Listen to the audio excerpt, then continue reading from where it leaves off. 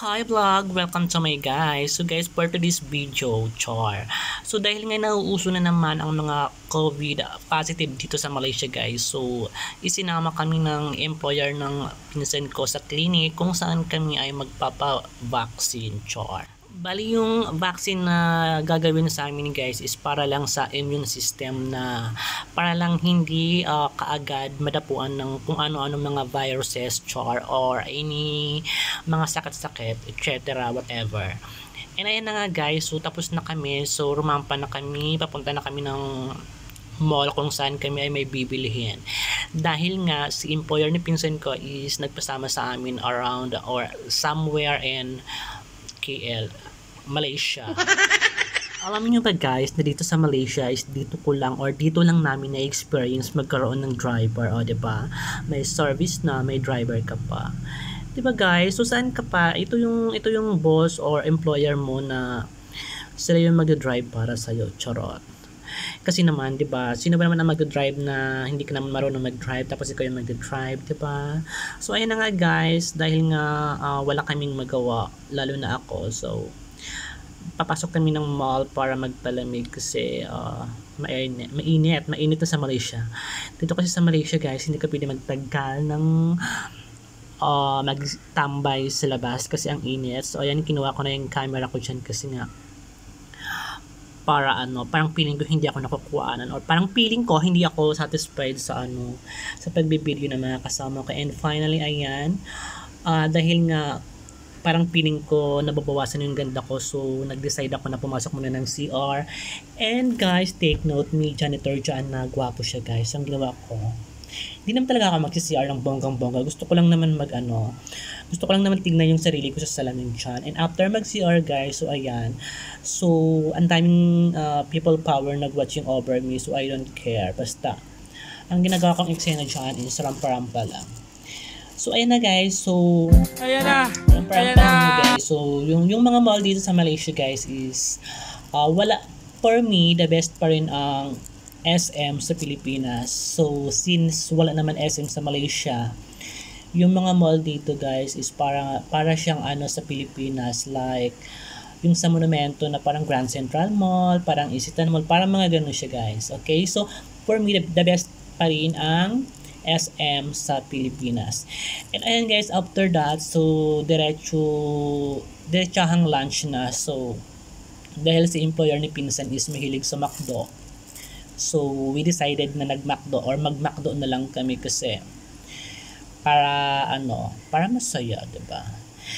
And may mga KFC naman siya, may KFC din, and then parang Pinas din siya guys. Kung ano usually yung meron sa Pinas, meron din naman sa Malaysia.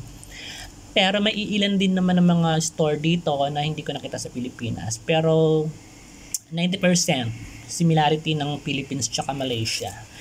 And ayan, so after that, so tapos na kami kumain. So hindi ko alam saan na kami pupunta dyan. Basta ayan, nag-video muna ako.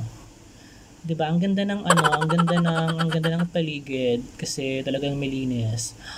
Oh, after pala namin is namili kami ng mga gulay. So, dito guys, pag namimili talaga kami, lalo pag ako, lagi ako may calculator kasi kino-convert ko kaagad yung price from ringgit to Philippine money. Kasi doon yung ko guys, yun yung step or eksena ko para mas magtipid ako kasi doon ko i-base kung mahal ba or nakakamura kami. So ayan na guys, dito kasi sa Malaysia, like kakain ka sa fast food, so more on self-service. Kunyari mag-order ka, ikaw yung pipindot, kagaya nung nakita kanina sa video. Tapos magbabayad ka, ikaw din. So make sure na mag-iingat ka para iwas yung pagkakamali. Ikaw din yung mag-pick up ng pagkain mo. Actually sa Pilipinas may ganun na rin yung mag-pick up, pero sa order parang hindi ko pa na-try sa Pilipinas. Diyan naman sa mga grocery guys or sa mga ganyan, mga ganyan charot. Ganun din, so more on self-service. So kaya minsan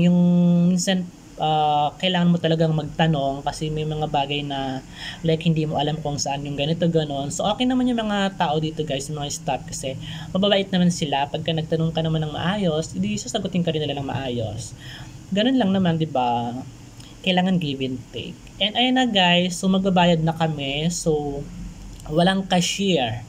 Ikaw mismo magpa-punch, ikaw mismo magta-tap ng card mo para magbayad. Pero may area naman guys na kung gusto mong magpa-assist, meron din naman. Doon i-cash or pwede rin card. Pero usually kasi para mas madali para sa mga customer, kaya self-service sa pagdating ng bayad. And ayun guys, nakalabas na kami. So, pauwi na kami niyan. So, ayun guys, hanggang sa labas, huwag ka umasa na may maghahatid sa iyo. Like sa Pilipinas na-experience ko kasi na may naghahatid sa labas. So, dito walang ganon. Ang gagawin lang ng mga staff sa loob is kukunin yung card na nasa labas na ginamit ng customer. And ayan, so, sobrang init that time. So, nababawasan yung ganda ko kaya kailangan ko talaga magmadali. And medyo nasa malayo yung area kung saan kami nag-park. So dito guys, hindi siya masyadong haggard or hindi kami masyadong haggard pag nag-grocery kasi pagkasama si boss or employer, alam mo na parang easy lang ang lahat. Kahit wala din si employer guys kasi more on ano dito, booking ng Grab. So ang ginagawa namin para makatipid is dapat may mga kasama ka para at least may ka-share ka or may kahati ka. So ayan, so naglo-loading kami ng mga item. And ayan, so after that guys, finally tapos na. So uuwi na kami. Babalik na kami sa Baler. So that's all for today muna guys. Thank you so much for watching. I love you. Bye!